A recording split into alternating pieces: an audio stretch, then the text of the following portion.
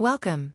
Today you set up your full professional developer environment and ship your first real application.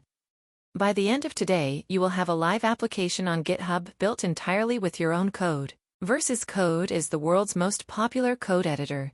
Download it from code.visualstudio.com and install it now.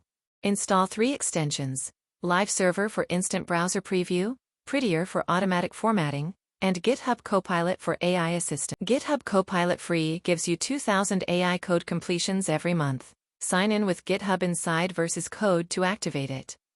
Developers using Copilot complete tasks 55% faster. Press Tab to accept suggestions, or Ctrl+I to ask it anything. Create your free GitHub account at github.com.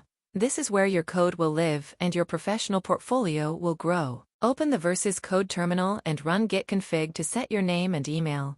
Every commit you make will carry your identity. Create a folder called Octo Training App. Inside it, create index.html. This is the skeleton of every web page you will ever build.